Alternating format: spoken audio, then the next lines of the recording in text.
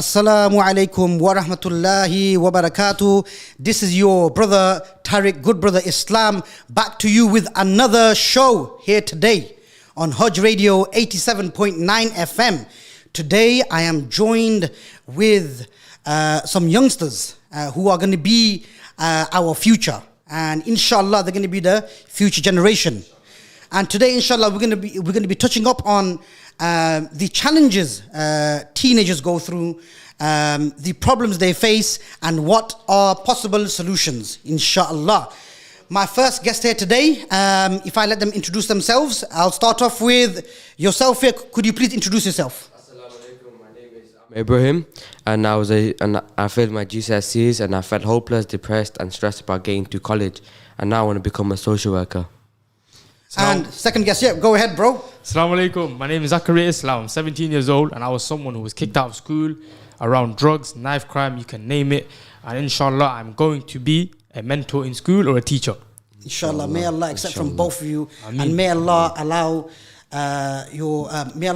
allow you guys to achieve your goals. Inshallah. Inshallah. All right, guys. So, firstly, thank you very much for coming on the show today on short notice once again. Right. Okay. Right, yeah. And thank you very much to Haj Radio and the team, and thank you very much to the public and everyone for showing the support to the radio channel and for allowing us and giving us the opportunity to be able to share our stories. Okay. Now, growing up, there are many issues teenagers face. Okay. Yeah. And it's been a difficult task for any parent, or for any time in the past, or any era of life. Yeah. Whether you go back to the 2000s, whether you go back to the 90s, 80s, teenagers are always apparently a problem, and teenagers face a lot of problems and situations. It's very difficult for parents to deal with, very difficult for the authority to deal with, and I guess in some ways very difficult for the teenager themselves growing up. Yeah. Okay. Yeah. So the young brothers actually briefly talked about some of the issues they had when they're growing up, and inshallah we're going to be going more in depth into that, and then look into how they were able to come out of that, or how they were able to deal with that problem and solution. Yeah. Okay. So I want to start off. Okay. The main thing is for the teenagers who we look up to and who is around us. Yeah. That's the main thing. Yeah. What are we watching on television? What are we seeing on our phones? Because back then there wasn't phones, but there was television. So back then you'd see on the TV, for example, Jay-Z just flexing $1 billion, women, cars, and someone would say, I want to be him. Someone would say, I want to be him. But nowadays, we got it on our phones. It's even easier to fall into that trap. I want to be like that. Yeah. Okay. So you're saying this is who we're around. Even the people in our neighborhood, if they're out there making money from whatever they're doing, drugs, fraud, whatever they're doing, and because it's being glamorized, because you can see that they're getting it. But it's because it's glamorized to us, and that's the only thing around us, and nothing else is being glamorized, we're just going to look up to that. So his main thing is who and what we're looking up to. I think it's money with social media as well, not just So it's literally everything. It's more hard now than back then, because back then it was the one television.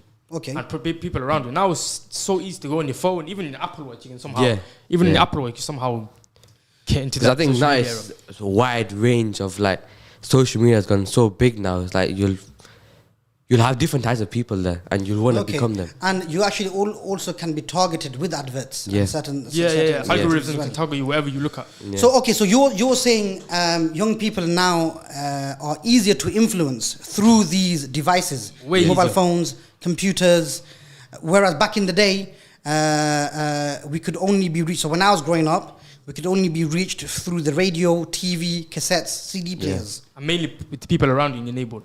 Okay. But now there's so much additions, which has made it so much easier. You don't even need to look at people in the neighborhood. You can look in your phone. You open your phone and everything's glamorized. Yeah. You can look at the rappers. You can look at Fredo, Nines. You can look at all of them and be like, yo, I want to be like him. He's the man.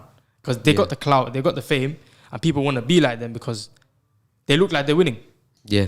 Okay. And because they look like they're winning, no one wants to be losing, so you don't look like you're winning too. And they must be thinking it's easy to be them. You must be thinking, singing, rapping, wherever, it must be so easy to do. Yeah, but you got to remember, it's entertainment industry. They're acting. Yeah. Most of them might be acting, but it's entertainment industry. Just somehow you go same way you go cinemas to watch a movie. They're acting. So they're doing a facade, a character for that certain role to portray an image that gets them money, gets them income. Okay. Why else would they turn to music? Because they know themselves that trap, the fraud is not good. Is in the long run they can't get any property off it. They can't feed their family with it. So they turn to music because they know it's an industry where they can make legal money.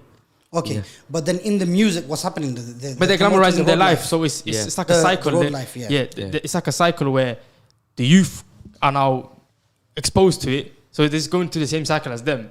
But it's more of like a selfish one, like, yo, I'm getting out of this game, I'm going into the music industry, and I'm getting out. Okay. All right, Amir. That's one. Thank you very much for that, Zach. Okay, Amir. So on yourself now. So you said that you failed GCSEs and you felt hopeless. Yeah. Okay. So tell us more about that. What happened at that stage in your life? So obviously I failed my GCSEs. Obviously I had my parents' support and everything, but it's still like, alhamdulillah, it wasn't enough basically because I didn't get that much still support.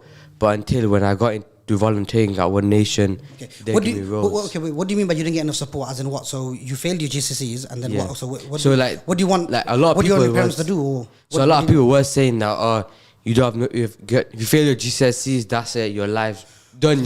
So who are the lot of people, or were you hearing that? So a lot of say elder generations, I say elder generations. Okay, in general. So the hearsay is that if you fail your GCSEs, you failed life basically. You flopped it. Yeah, you flopped it. Yeah. But obviously it's not true because a lot of people that have failed exams, they become successful in many other ways. Or you can always retake exam. Yeah, you can always retake it. Yeah, or if exams are not for you, there's always actually other ways. Yeah. So one of the main reasons why you felt stressed and depressed was because I couldn't get into a college, which well, you thought you couldn't. Yeah, I couldn't. Yeah. Alhamdulillah, I got into one. That's a main, that's a key element because what people tell us, we take in. Yeah. So when I was kicked out of school, someone told me, yo, you're going to behavior school, you're in the worst place, you're going to go prison. This is basically prison. Look, they cage you up, they scan you for metal items and all this, that. And then that's what I had in my mind. Yeah, I'm going to go prison, then I might as well just go all in. That's the mindset you're going to get. Because Brother Amir, he was told, you can't, you're a failure. But what kind of stuff is that? Yeah. The people that told him that could have said, look, bounce back, take it as a lesson. Yeah. But no, instead they fed him with, you're a failure. Yeah, imagine getting that from your peers. You won't become successful in life. That's it. So you know, one thing as well. You know what it is.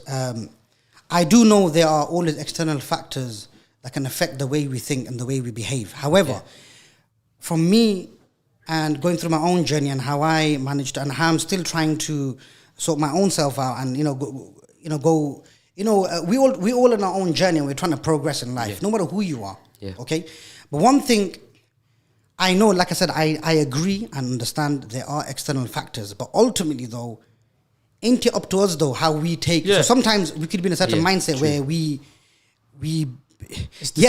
people are saying something, but did someone come to you directly and say to you, "Oh, you feel like you're gonna mess up"? It's the same way. Was it something that you were just thinking? It's more because people will tell you anything, but it's what you think in your head. You'll overthink things. You put words into their mouth. Okay, all right. And yourself, Zakaria. So you mentioned that you were kicked out of school, and you were around. Unfortunately, around. I say Alhamdulillah because the amount of things that happened since then. Yeah. I couldn't have planned a lot. Allah allowed it to happen to us. So, for example, my family, we moved out of Leicester. And I know a key factor is, it sounds so like bad, but if I never got kicked out of school, possibly wouldn't have moved out of the ends. Okay. Possibly. Okay. And you wouldn't have moved out. If you didn't move out, then what? Then imagine I didn't get kicked out of school. Basically, I would have been just going along with it without getting caught. Okay, so why were you kicked out, or what was you going through? What was the issue then? Or tell us a bit more. I was kicked out for. I was selling, and it's a bit hard to share. But it's a bit hard to share, but it's the truth, and the school system knows it. I was selling cannabis at school. Okay. And if I never got caught, I would have carried on doing it. Okay. Alhamdulillah, I got that warning from Allah. Stop now, innit? Yeah. Oh, you're gonna meet the punishment. But after you kicked out of school, did you stop though? Did you stop? So I'll tell you one thing. As soon as I kicked out of school, my parents, they normally I'd get spoken to, shouted at, but that moment no one spoke to me. So I thought I'm hopeless. What I did, alhamdulillah, I went out. I went to Dar es Salaam Mosque, Zuhr. It doesn't matter. We're all sinners. I just went there because I just thought I'm turning to Allah, and I went there. And maybe if I didn't, I wouldn't be where I was today. But ultimately it's the connection we have with God. Yeah. God is the one that guides. God is the one that planned. He wrote it all for us. So Yeah. Turn to God in the hard times where you think, I can't get out of the situation. No, I understand. But what about for people, just because if you're in that lifestyle, then why would you turn to God?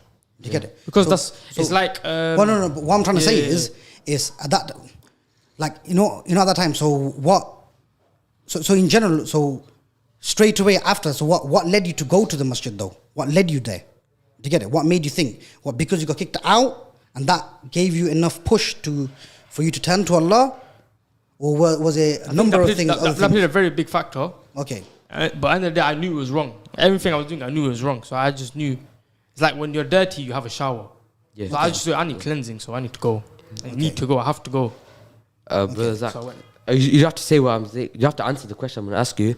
Is there a reason why you got into selling cannabis? Is there a reason why? Or? Literally everything around me. So music, the fast money that you can possibly get as a young teenager, under 15. You literally, cameras, you can go out every other day, just chill. So did you feel like the people who you're looking up to, you're living like them? Were you trying to? I felt like I was on the verge to be like them. Or you are them? Yeah. So you know how they say, you flip. Yeah. If you flip from a 3-5Q or whatever do the terms you want to use until you go to the kilos. But this is the mindset that we have when we start. Yeah. So you were saying you sort of had certain types of role models in your mind, certain types of people you're following, whether it's locally, whether it's on the media. And then you're sort of working towards that, without you even knowing or intentionally.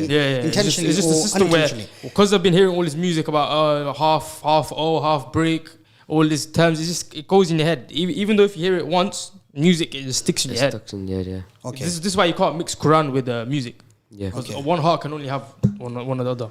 Okay. All right. Thank you for that. So. Then what about the friend circle you had at that time? Again, I'm not a believer of blaming others, and like I said, but however, I do believe ultimately changing is down to ourselves. If we make the intention to change and make the effort, we can change. It's the same way. We'll have to change everything around us. Okay. Shaitan, he whispers at us to do something. He just invites us. He gives us dawah, innit? Okay. That's what we say in Asian term. Yeah. But it's our choice to accept or not. Yeah. Okay. Because he would say that. No, but what I mean is. So what about then? I'm just elaborating on the topic of it's our own choice. Yeah. So what I mean is now is, what about your friend circle at that time? While you're in that mindset, what about people around you? Didn't your friends say to you, "Oh, bro, why are you selling drugs for?" No, because that's what we were all trying to. That was all of our goal. Just be like the people that we see. So your friend circles like the it was same. like a team. So you'd say you have a solid team. Okay. We're all working together. But imagine that team was working on something else. Okay. So your own goal, your whole group of friends had the same exact goal. Yeah, we're all like in the same mindset. So there's not that one piece is where like it's fallen off where let's change, man. No one says that. Okay. Until there actually is someone, which is a rare case.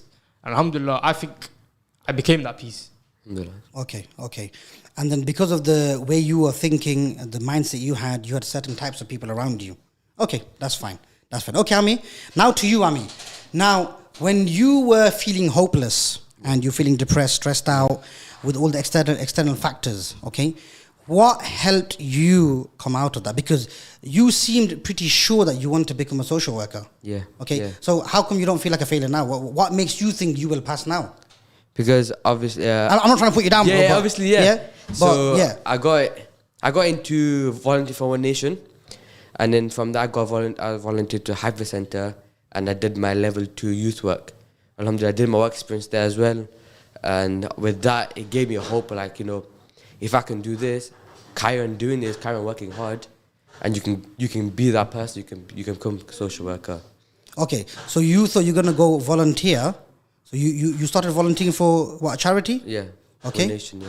All right. So you started volunteering for a charity. Yeah. Okay, and then you start going to like a youth club. Yeah, a hyper center. Okay. They did help me a lot. Okay. Because I did tell them, I failed my GCSEs, what can I do? And then they offered me the level 2 course for social work. It's youth work, sorry. Because they knew I wanted to become a social worker and it could help me to be where I want to be. That is one of the solutions. Youth work. Yeah. Youth centers. That is one of the solutions. But we'll elaborate on Need that later. more. Okay. We'll go on that later. So did you pass the level 2, Ami? Yeah, I passed my level 2 and they got me into my level 3. Did you pass that? Inshallah. I haven't got my results yet. Yeah. But inshallah, I've got hope that I've passed it. Inshallah. Did you put all the effort in? Yeah, As long as you did inshallah, that. yeah, that's Allah will provide, man. So then, are you saying that? So how did it feel when you passed level 2, knowing that you failed GCSEs though? As in, it got me happy because it's the first thing I passed. I've never really passed anything really, even mosque wise as well. I've always failed mosque. I've always failed school as well. But when I passed this level 2, I was like, this is sick. Like, I passed something, and if my mind will do something, I can do it. Okay. And then, so did someone force you? Were you forced to go and volunteer and stuff? Why did you go volunteer, bro? Because if you're feeling stressed and depressed, why on earth did you go to a charity? Why would you go do something for free? Yeah, true.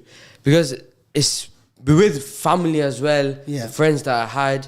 Yeah. Alhamdulillah, Allah saved me from that side, you know, doing drugs and everything. But it just, I don't know, I think Allah has put something in my head, like, do go this, there. Okay. go there, and But guide you the right path. You could have easily gone in the wrong crowd as well, isn't it? Yeah, and I was close to as well. Okay. Do you remember When that? I When failed. you pray 5 times a day, we're reciting Surah Fatiha, and that says guide us to the path, not the path that you hate. So we ask that. So Allah will do that if you ask for that. Yeah. Yeah. Absolutely. If you make dua, innit? If you make dua, But it's just simple. Like ask Allah the for meaning of goodness. Surah Fatiha is guide me to the right path. Yeah, Yeah. absolutely. So we ask for that, and we're gonna get that. Yeah. Absolutely. Okay. Now, moving on to you, Zakaria. So, how did you manage to get out of that mentality where you're involved with the roads and you're kicked out of school and everything? More indeed, I know you said you went to the masjid, but that wasn't it. No, that wasn't Did you it. get yeah. So what else? How did you? How did you go into it? How did you get better? So I think all up to family. Okay. So it's mainly up to the family. So what my family did, they put pressure on me. They put pressure on me, meaning they showed me how it is. They didn't raise me like a child. They raised me like, you're a man, innit? You're gonna become a man. So they didn't just be like, oh, you're okay. Oh, just sit at home for a bit. Yeah, you go behavior school. I'll drop you off. I'll pick you up. No, you're a man. They're gonna treat me like one because I'm trying to act like one. Yeah. I'm trying to act like a big man. So of course I'm gonna be treated like one. Yeah. And when that happens to you, you realize I'm no one. So you know at that time. So while you were kicked out of school and everything, what were you thinking then? As in at that time, did That you have a goal moment in who you wanted to be? So at that time, did you still feel like you wanted I'll to tell be you, a teacher? at that mindset, I was thinking, yo, why did I get caught?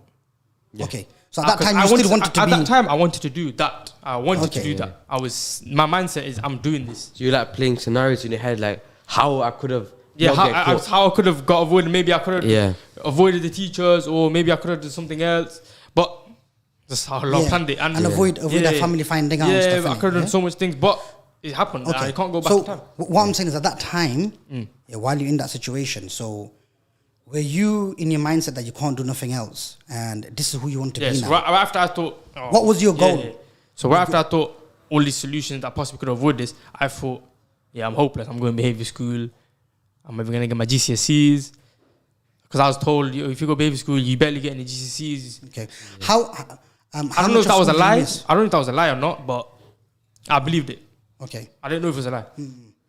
Well, But then again, I think you were vulnerable at that time, so you just believed whatever people were telling you. yeah. Well, No, it's strange because I wasn't told at that time. I was told everything that I got told about behavior school, everything happened right well, before. the thing is, look, the situation is, wherever we are around, it will affect us. Yeah. Now, again, I'm not saying in no way people who are in behavior school, they have no hope.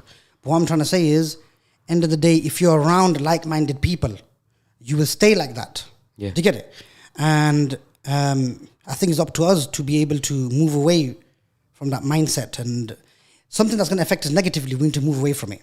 But anyway, Zakaria, so if you basically, share more on, so in terms of how much of school did you miss and how did you catch up? Because now you're planning to start A-levels, did you say? Or Yeah, so right now I did a 1 year level 3 sports course at Loughborough College. Yeah, but then how did you get into college? Because So I'm gonna go on that. No. How did you get in? I'm gonna You kicked out. Okay. I'm gonna go on that. So the process was, for a bit I was at courses. So you do like a level 2 course at, could be level 1 at Waterfront or Car Works.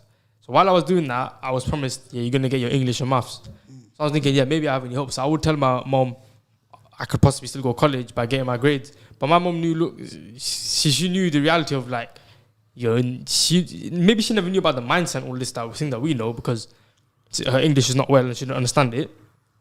She knew because you're around that, you're going to be like that.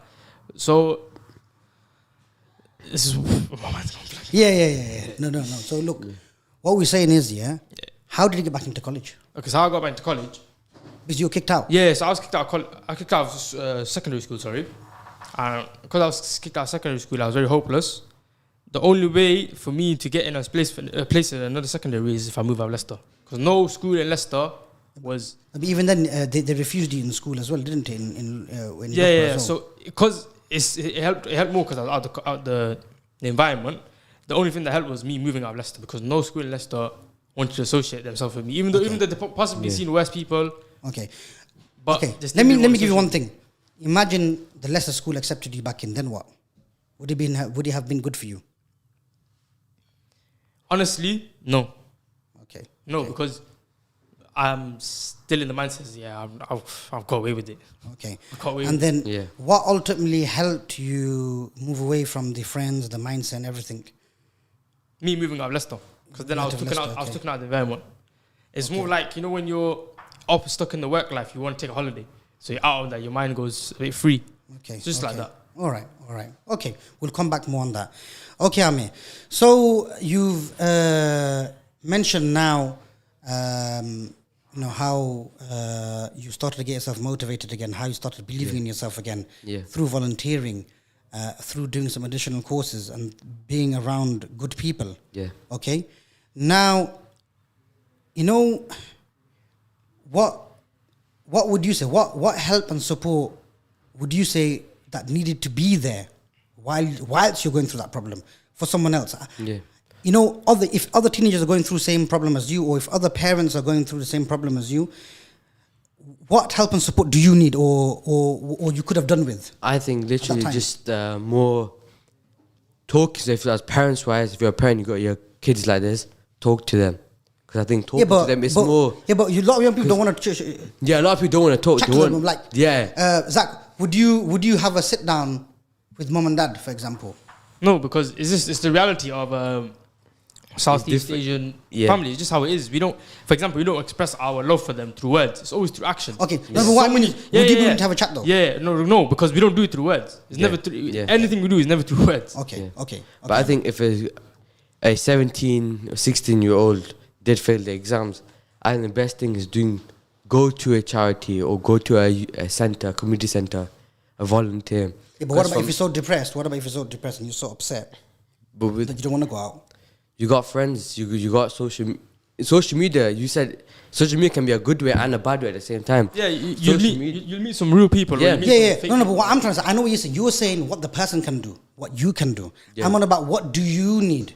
What could have helped you guys? You know what I'm trying to say? Yeah. Okay, you get it? So imagine now someone's messed up in the GCSEs. Okay? Yeah. Someone's feel like, you know what, my brother's passed, my sister's passed, my cousin's passed. I've messed up. I'm like a total bloody failure. Do you get it? Yeah. I'm not gonna make it at all.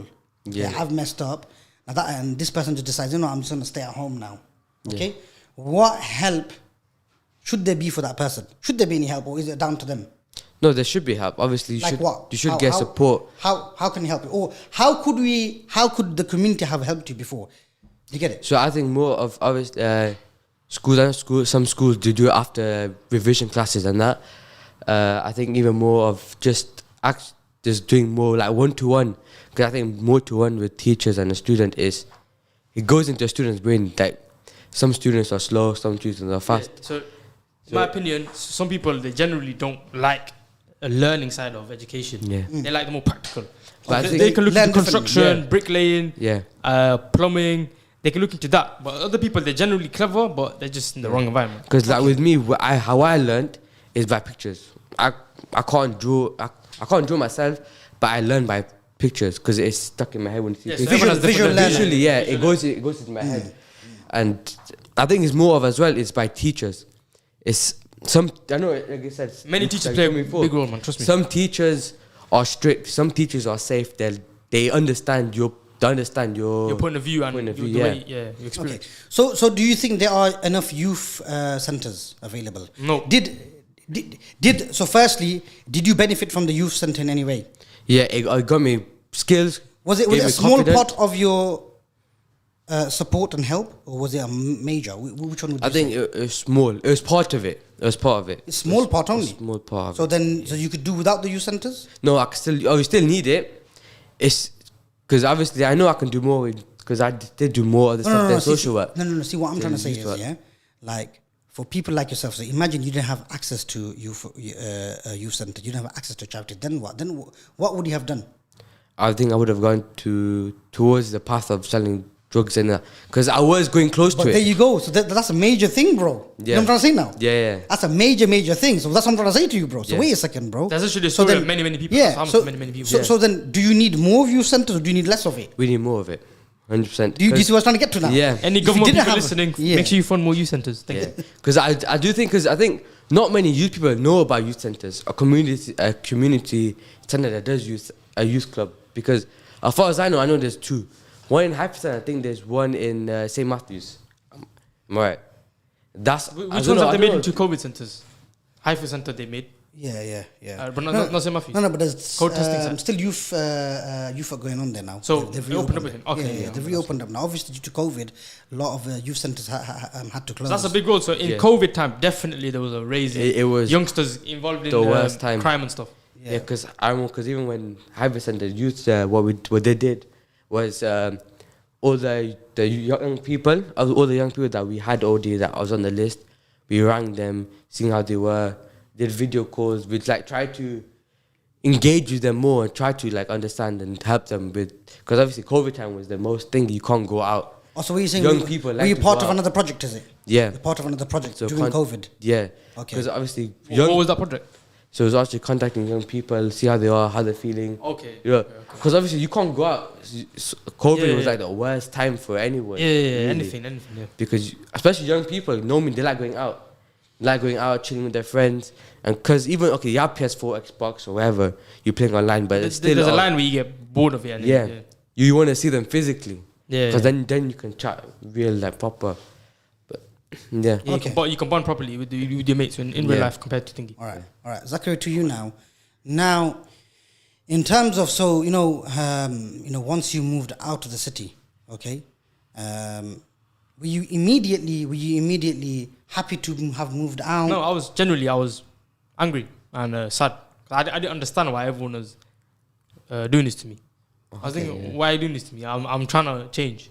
Which honestly, I was trying to change, but same time, no. So it's like 25% but you're saying honestly you was. So yeah, you are not. It was both in it. Like, how can it be both though? Check this because earlier I asked you at that time, who did you want to be? No, because I knew it was wrong. It was wrong. Okay, but then there's a reason I went to the mosque. We were praying the mosque because I wanted to get out. No, of course, inside our iman, it pulls you because we're Muslims. Yeah. Inside, and any human being, we know deep down that the natural goodness will start pulling you, saying that you're doing wrong. Yeah. Okay, but then it's down to us to make the choice. Yeah. But what I'm trying to say, mostly I wanted to stay in that business, that dark side. But there was that light in me was saying, this is bad, don't do it. Okay. But so as soon as I got to the city, no, I was still in the mindset of I was angry, I was sad with everyone, and I was still in contact with my mates from this area. We were still planning on let's do this, do that. But then when I thought after a while, is this really worth it? Because if I do it from here, wow, okay. If I don't get caught, wow, okay, I make money again. Now this is more of like Iman playing in. Yeah. I've got caught, I've got my warning from Allah. Okay. If you don't take the warning. So would you say then the move helped? Also, the Islamic aspect helped as well? The move helped. Move helped. But overall, Islam played a big factor. Okay. It's the biggest factor. Yeah. All right. And who do you want to be now and why? Because you mentioned you want to be either what did you say? A mentor in school or a teacher. Okay. So basically, what I needed back then and what I had Mr. Richardson from Judge Meadow. Everyone Good teacher. Very good teacher. Yeah. He would be in everyone's corner because he can relate with anyone. Even though he actually he grew up in Skipper Street. Wow. So grew up there. Big shout out to Mr. Richardson. Yeah. He used to live in Skipper Street. He was a good teacher. So did you go Judge Meadow as well or something? Yeah, I was at Judge Meadow. So how old are you then? 18. How old are you? So you're a year above me then. Oh, yeah, above you. Yeah. So then did you guys see each other in school? I must have, yeah. I don't know. I genuinely don't remember. It's been like 4 years now. Yeah. So Okay, so you both know Mr. Richardson. yeah. Okay, so Zach, you're saying you're saying you want to become a mentor or teacher? Why? Yeah, because of Mr. Richardson. Because the way, even though I saw the amount of pressure and the amount of stress he went through, like he literally had heart problems and everything, but he still, because he loved the children so much, loved the youth so much, he always tried his best to help us. Yeah. I always want to be like him, and he's the kind of person that I look up to. Okay, wow. You know what? Teachers It's funny are you mentioned now. that. Genuinely, yeah. One of, like, in my darkest moments, okay? Of course, with all of us, it's not just one thing that helps us. Yeah. It's many. Survive a storm. Yeah. Do you get it? Or, it's not one thing that helps us through a journey. There's many factors that helps us through a journey. It's a bit of this and a bit of that. Yeah. So like in Amir's situation, it was, he needed help from the charity with volunteering. He needed help from the youth center. Yeah. With yourself, you needed to be moved out. Then you needed, you had to turn spiritual for you. Do you get it? You know what I mean? And then you've got like Mr. Richardson. And again, he was just a good teacher. So there's many aspects. Yeah. One thing that helped me when I was he was good at teaching the subjects, and he was the best at making you feel good, innit? Like, Mentoring. you're not a piece of shit. That's what he made us feel like. Yeah. Okay. Now, I've got something to share. Okay, when I was going through my there is a teacher called so there's many teachers I highly respect. All our teachers, from primary school to Moat and college, respect all the teachers, and I respect them even more so now. Thinking back about how much they tried to help me and everyone. So big respect to everyone. Yeah. And obviously, there are 3 teachers I highly respect. One of the teachers is Mr. Patel from Moat. Mr. Mohammed Patel. He used to be a math teacher, and he's always with many people in that school. Actually allowed us to number one, stay in tune. He tried to always keep us focused with school, and also remind us that listen, don't go upsetting Allah. Don't forget. Okay, yeah. You get it? So I remember in my school days, the first, so before in Moat, they never used to do prom days. Okay? The first of a prom was meant to happen when I was in year 11. Okay? And then... Also, you were like you would be the first. Yeah, and at that time, remember, I was in school, so I was one of the guys. Naturally, if you're trying to be popular, you have to go to it. Yeah. Just for clout, as they say nowadays. A lot of things everyone does is for clout. Isn't it? Yeah, Yeah. So do you get it? It's a drug. It's a bad But drug. however, I had a reminder to say that Don't listen, upset Allah. Yeah, listen, if you go now and if you start it off, everyone that goes after you, you're going to get the sin for it. Yeah. And I thought to myself, Forget it, yeah. you know what I mean? And you know what? It helped me. Another 2 more teachers that highly I respect all the teachers. So anyone that I've not mentioned, I respect you deeply. But another teacher I highly respect is a gentleman called Mr. Sinclair from Regent College. Okay? Now, this is, one day I remember him telling me, one day I remember Mr. Sinclair telling me that, listen, Tarek, okay? Listen, you're a smart, intelligent guy, okay? No matter what you go through in life, okay, whenever you go through something, okay, make sure you look yourself in the mirror. It doesn't matter if you mess up or not. Look yourself in the mirror and say you're going to be okay and you're going to win, okay? Yeah. You're going to do good, okay? Because I believe in you. I know you can, you can become someone, okay? You've got the skills, you've got the mind, you've got everything, but you just need the willpower, okay? And then he goes, look, you've done an exam here, okay? You've passed this exam, okay, without even doing any homework. I know you've done no homework and you've done this coursework last minute. Now imagine you focused your brain, Okay? Something, Imagine, he goes, oh, you've got the third highest mark in the whole class. And you're not even trying. Yeah, and you've not even tried. That's exactly what he said. But key thing that stuck with me was that always look yourself in the mirror and tell yourself you're going to be okay. And I've actually remembered, whenever I felt so low and I picked myself back up. Okay? Yeah. And then another teacher is a wonderful lady called Miss Johnson. Okay? She's a pure example of someone who has hope in the students and willing to give a chance. So when I went to prison, okay, and I came back out, I tried to go back into college. And the college headmaster, everyone said, listen, you are not coming into college whatsoever. Yeah. You got done for selling drugs. You are not coming to college whatsoever. Okay? However, I spoke to Miss Johnson and I told her, listen, I genuinely want to, I genuinely want to sort myself out. I genuinely want to go college and stuff. Okay?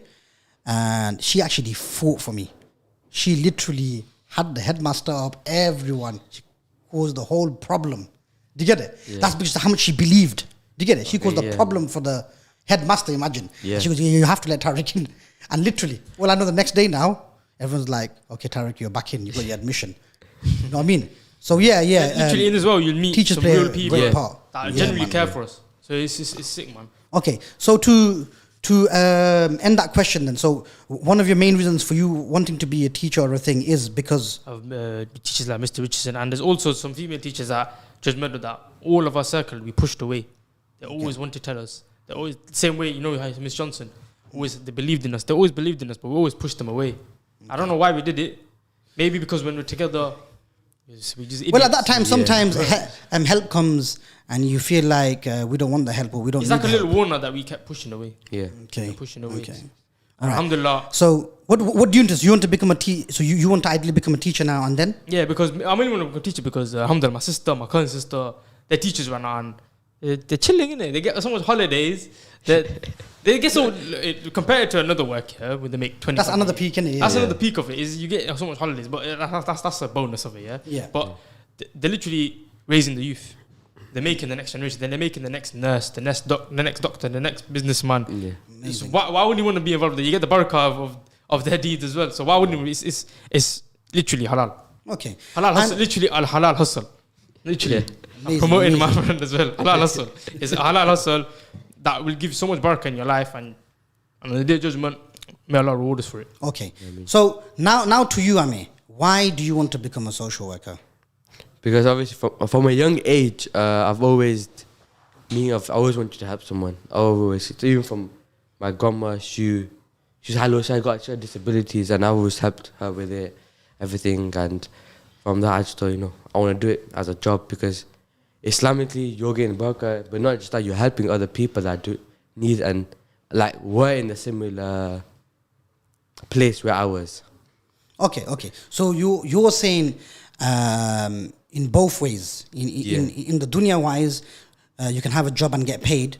Yeah. And it helps you spiritually as well because you're actually helping people and getting paid for it. Yeah. It's a double bonus for you. Yeah. Is that what you're saying? Yeah. Now the social work key element. What type of social care worker do you want to become? Someone who looks after vulnerable adults and old adults and ensure their well-being, or do you want to more focus on the young people? Focus on the more young people. More young people, yeah. Yeah. Okay. At the start. Yeah. Well, at the start, before I did volunteer at Haj Center. I wanted to do for the elderly, but then when I got into youth work, I understand that obviously young people need more help than an elderly person. Well, it depends on it. It's depending, but they're struggling more, mentally and physically. So it's okay. Yeah. All right. And plus, they're going through the same thing what I was going through. That you can relate to and stuff. Yeah. Okay. Yeah. Okay. All right, Zakaria. So, how old are you now, Zakaria? I'm 17, alhamdulillah. 17 now. Okay.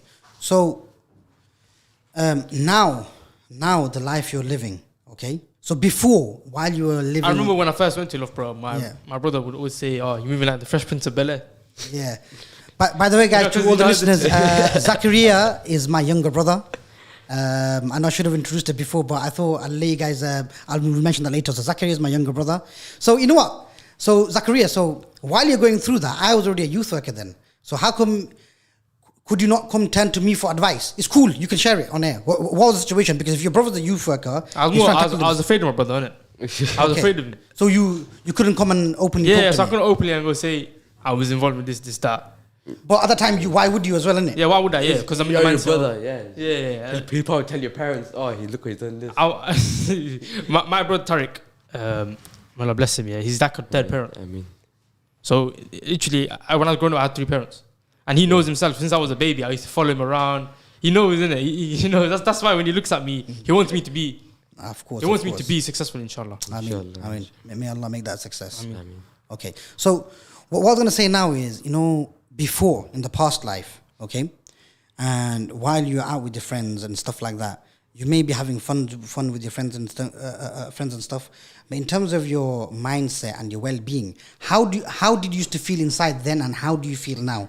Did you used to feel better then, like more peaceful then, more happy then, or do you feel more peaceful and happy now? Overall, on the things you take in. So if you're smoking cigarettes, weed, it's gonna mess with your mind and body.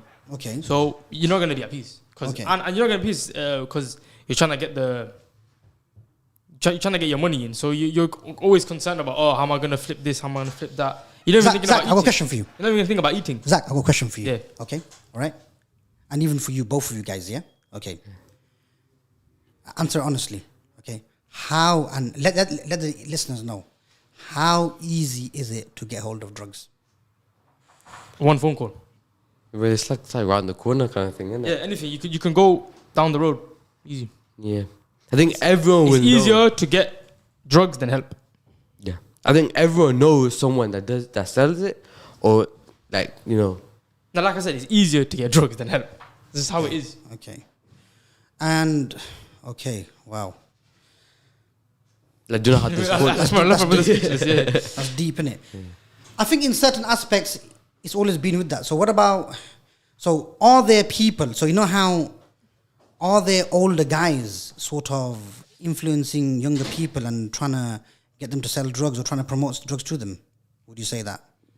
I'd say it is true, but it plays in the factor of Obviously, This- certain this areas mindset different. of- So obviously, yeah, London, yeah, Manchester, yeah. Birmingham is So- different. no, it's What about in Highfields? everywhere. This is everywhere. When you want to explore a young person, you think about who is he connected with.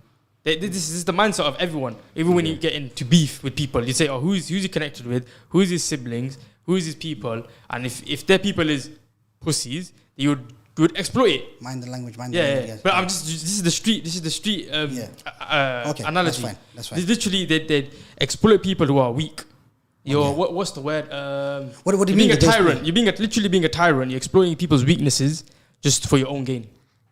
Okay. That's what people so, are doing. So what are you saying then? So are you saying older guys are approaching people who are weak and making them sell drugs, or are you saying They'll older they'll people approach them in are a- approaching people who seem they could be tough? Which one is it, bro? Because I was a bit confused there.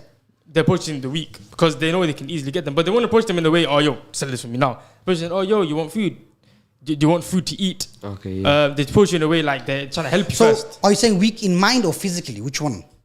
Yeah, but physically they'll approach Because you. don't you have to be strong and tough to be selling drugs? To be honest, No, but whoever gets exploited is mentally. They might be physically strong, but they're mentally overtaken. No. So what I'm trying to say is, which one is it? Do the older guys look out for physical strong people but mentally weak? Is that what they look out for? Yeah, of course, because Yeah, then and they they try can to easily exploit that. hold them. And they Or try to exploit that. we've seen this in movies a billion times where they'll make them lose the product and then they have a grasp on them, and they can do whatever they want with them. They'll set them up. For example, they'll make them. Could lose you? something. Okay, Amir, yeah. or from any of your knowledge, okay, as a 15-year-old child, would an adult sell drugs to you? A adult dealer. An adult dealer won't sell you. From but your experience. they won't make you. They won't. No. What about if you sell wanted it to buy you. drugs? Would you? If you wanted to buy drugs, where do you buy it from? Do you buy it from other youngsters or do you buy it from adults? To be honest, depending who you know, innit, really. Okay. What about you, Zach? What would you say? Would adults selling drugs to children? Yeah, because it goes down to the selfish role. It's all for myself, some for myself. Yeah. So No, they but what I make- mean is they're the making reality the of the money. situation, there are adults who sell drugs to because children. they Yeah, think they- it's all for myself. So Okay, this is more alright. selfish. That's fine. They're making the money. That's fine, guys. Anyway, guys, we've got the last couple of minutes of show. Let's quick. went quick, didn't it? Yeah. Okay.